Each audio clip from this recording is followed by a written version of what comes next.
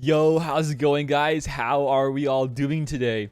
Today's video, I wanted to go over some of my favorite 10 mid-game characters for you guys out there that are either starting the game off right now fresh in the year 2021, or ones you'll probably already have that are mid-game players out there, and ones that I've always really liked to use while I was in the mid-game, because at the moment I'm not really mid-game anymore. But I thought I'd share with you some of my favorites that have helped me the most as I progress through Galaxy of Heroes. So I know there's a lot of different videos out there. I'm right now going over some new tips and tricks for these newcomers into the game. And if you guys want me to do a video like that I feel like that I've been able to, maybe I can put together and help you guys out with, just let me know for that video. Something, with tips and tricks, what you should do first in Galaxy of Heroes when you first start playing in 2021, what to look for, what to not do, stuff like that. I could definitely do that video. Just let me know down below in the comments, guys. But for today, I wanted to go over some mid-game characters that can just help you out immensely in the game. So if you are newer to this game, and you're brand new, I guess you could say, these are ones I would shoot for over a period of time. Not like endgame Galactic Legends, but ones that will help you immensely in the early stages of the game, and especially in the mid-game of Galaxy of Heroes. So these ones are ones that I might be a bit more, they might not be fitting of you, but from what I remember and what a lot of people have told me and what I've seen people use, this is probably some of the best. These are going to be easier to farm, easier to unlock from the journey guide, and just ones all-around uses in the game that are extremely powerful. So let's start this off with some of the dark side. I got them all dark side and light side, which is kind of funny to me. I didn't know I'd have 5 light side and 5 dark side in this video, but what do you know? First things first, Vader. Vader is still, he's great early, mid-game, and late game. He is one of the best non-GLs, if not, he is the best non-GL in the game. And you know what? He's pretty easy to get. There's a lot of different ways to unlock him now, rather than what he was like to unlock later, previously when I was playing earlier, like in 2015, 2018, 2019 even. He's a lot easier to now unlock in the game. You get him as achievements and get him just through like farming different stuff. He's even in the, I think, the fleet nodes, or the fleet shipments rather. So this guy is really easy to get, and he's one of the most powerful guys in the game. He's so great with Sith and Empire, and he pairs greatly with the next one I want to talk about, which is the Emperor. Emperor and the Vader, early game, mid game rather, they are very powerful. I've seen a lot of people in GAC streams play with these two together. They can solo stuff. They can be used with other Empire and Sith to beat very top tier teams in the mid game top tier teams, because it's different from the end game, right? But man, Emperor's lead is so great in the mid game because it gives you so much turn meter. You can even actually use it on defense, and I'm sure you can get some holds earlier on. But man, this guy is great to get. He is unlocked from the journey guide in his event, which requires some of these rebels. And it's, I think, if I remember correctly, it's really any rebels, just 5 rebels you have to have at gear, I think that's gear 9 and 7 star. So you can go for that. You could build up some empires, rather some rebels, for getting the Emperor unlocked if you want to go that route. There's a lot of them in the game now. So if you want to go for that route, it's definitely not a bad route. He's very easy to get and unlock firsthand. So there's the Emperor. Him and Vader are just so great together. And if you want to go to the extent of the next guy you want to go for, it makes these whole empires just so much that better. It's just so much better, guys. And oh, there he goes. It was Thrawn. Thrawn's the next one to talk about here. And Thrawn, man oh man, is he like still a great character. I think he was released, I want to say, in like 2016, 2017 or something like that, a long time ago. And he is still one of the best in the game, guys. He is extremely good. His fracture has yet to be, just not great. It's always been good. It's never, once been, tossed into the wayside and just not been good. People like tend to like not forget him. No, he's always been good. He's always been amazing in countering GLs, countering other teams. He's a fracture, he's a TM swap, one of the best in the game for supports. And guess what? How do you unlock him? Well, you unlock him from the journey guide. And this is one of the easiest one to get. It's with the Phoenix. And all you have to do when it comes in regards to the Phoenix is really just get them barely enough to get Thrawn, and then once you hit that, never touch him again. Don't even touch Phoenix, guys. I don't think Phoenix are a faction anymore you want to go for. If you're going to go starting off this game, I don't want to talk about this video, but just go for like the Separatists, go for the Geos. build up for those guys. Go for somebody else, you know, but that's for a different video. But Thrawn, definitely a great one to go for here. He's going to help you immensely in getting more banners back, helping countering teams. He's pretty much just a mid-game dream, a wet dream, I guess you could say, if you want to go to that extent. He's great. He's so amazing. So that's Thrawn. That's some Empire. And now we're going to talk about some Nihilus. So Nihilus, he is still really good. And where I use him in endgame, rather, not as used, but I always have used him in mid-game, and even kind of going into my endgame with who I have farmed and who I have. But, you know, definitely a great one to have on your account and your roster because of his Annihilate. You know, his Annihilate's great to just finish up some of those enemies. And the nice thing about this character is you don't have to have him, you know, 7-star. You can get him just farmed up here and, you know, get his shards. I think there's also some, I think it's like a bounty event, maybe some more different ways to unlock his shards. Maybe it's more of an assault battle type of thing where you can unlock his shards and get some more of him. Basically, what I'm trying to say here, he's definitely one that you can get 7-star, I guess, quite easily, but also he can be great at low star, at 3, 4, maybe even 5-star. So he's great with the Drain Force. Annihilate's amazing, but one thing I like about him is that you get more of his stacking max health and turn meter whenever another inflicted Darth Sign or Darth Treya are inflicted with a debuff, rather. So it's a great way to use him there, but I think in mid-game you can definitely use him without those two, especially considering the fact that Treya is pretty hard to get mid-game if you don't have a guild that can do the HSTR raid, the Sith raid, to get Treya shards. So Nihilus is great with a Triumvirate, great without a Triumvirate, so that's why he's on this list, especially with low star. So next up here, we got Kylo Ren and Masked. So our last dark side here for today's video. Why is he so good? Well, he is an amazing taunt. He's a pre-taunt tank. He works extremely well with the First Order, but he is actually amazing with other characters and teams. I remember back in the day, I did a video going over him countering Darth Revan's with my crew, but he was slotted in as a 5th, as a pre-taunt under my JKR team in the Jedi to counter that team. So he can be used in so many different spots. It's not just straight up using him with the First Order. You can use him with other teams. But a reason why I feel like he's so great is because not only is he great with his character, but his ship is also great mid-game. Also, I think the Finalizer is kind of easy to get for the most part because you have that event now in the game. So that's kind of why it's also on this list. But his ship, if you're not even going to go for the Finalizer, just go for his ship, the Silencer. And this ship can do a lot of great stuff, especially with the Thrawn's capital ship, the Chimera. The Chimera is a great one as well. But this right here, he's also extremely easy to farm on the Cantina. You not only get his shards for his character, but also you get his ship. So it's one of the best nodes in the game for early to mid-game players. Easy farm there. He's also great in a lot of different varieties of teams out there. He's not just right and tied down for the First Order. No, he's great for all different factions. He's a very, very plug-and-play tank in my opinion. So that is him. And then next up here, we got the next 5 I want to go and talk about here. These ones maybe you guys might not agree on because some of these guys are from the Journey Guide. A lot of them are, if not all, are from the Journey Guide. But I want to say this to you. These guys, man, oh man, will they be extremely awesome for you in the mid-game. Especially now, considering the fact that some of these new shard drops are now doubled for these older characters. This makes it even easier for me to say some of these guys should be on this list for the mid-game.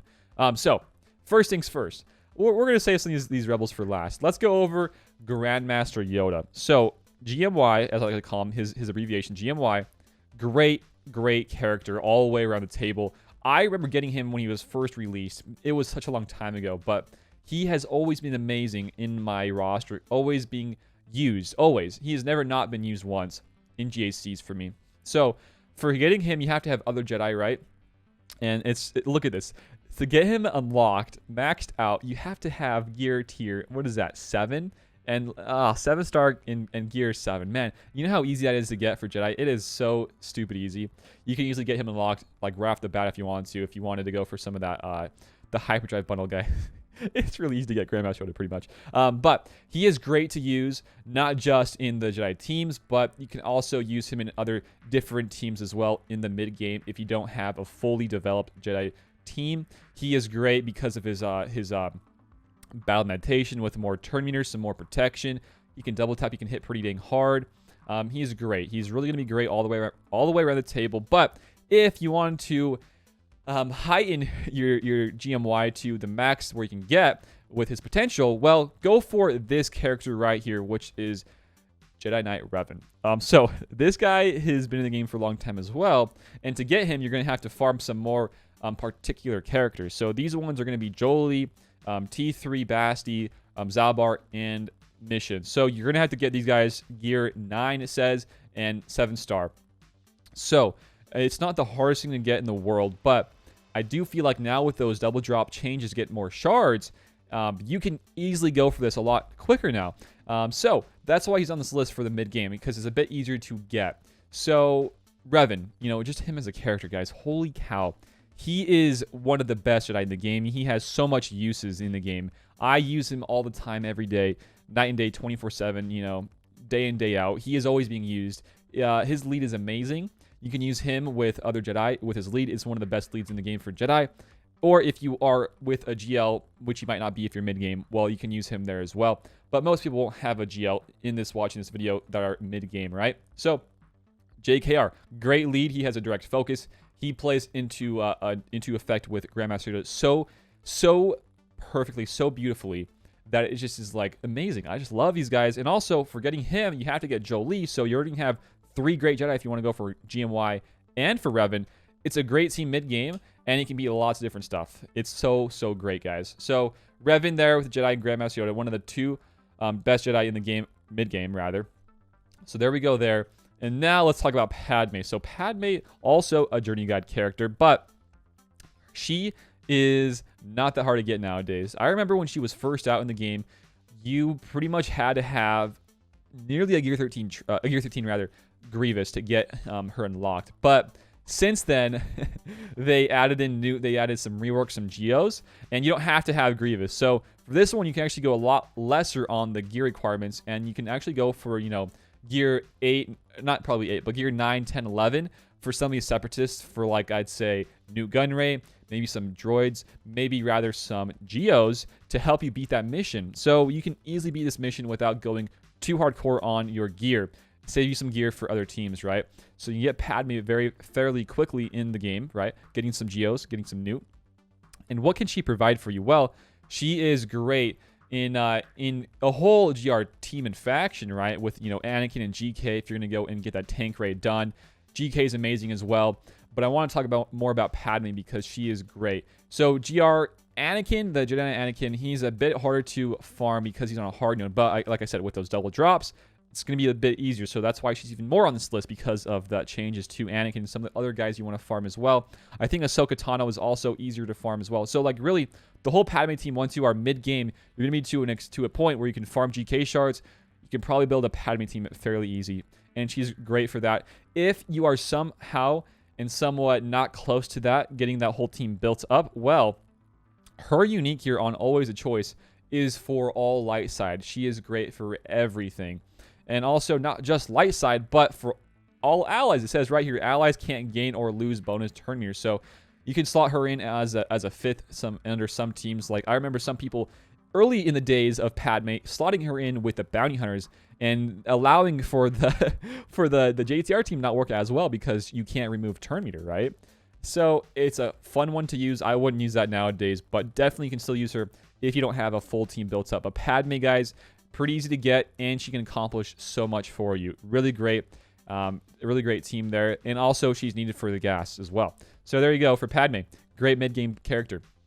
Next up here, let's talk about Han Solo, which is, I think, on my whole list, my favorite. I remember when I first got Han Solo from the pit raid, guys. Man, I had so much fun using this guy. I still do. That's why I have so many 6A mods on him, all these gold mods. He is one of my favorite characters to use in the game. He's just so fun. Double tapping on basics, big shoot first off the bat. You have a Deadeye that can do a lot of damage, more turn meter gains, some more turns, a lot more hits, guys. Crazy fun to have here.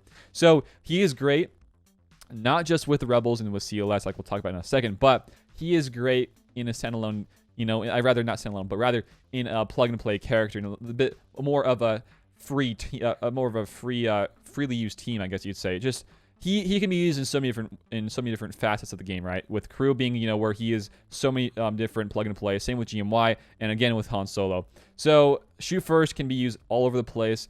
I think people still use him to this day in arenas to shoot first onto like a Hux, onto like a Wat Tambor in arenas with like Master Luke and whatnot. He is always going to be used. He's such a great character, and he is easy to get from the pit raid, which is one of the first raids you'll be able to unlock and do in the game. So Han Solo is amazing. Next up here, we got Commander Luke. Commander Luke is, I'd say, not the toughest one to get from this whole list. I'd still say Revan is, but she, I about said CLS was a she, but CLS is still pretty easy to get from the game in the journey guide. Yeah, I think you're going to need these guys right here. You're going to have an R2, an Old Ben, Leia, Stormtrooper Han, and a Farm Boy Luke. So a lot of these guys are going to be even easier to get from the whole double drop thing.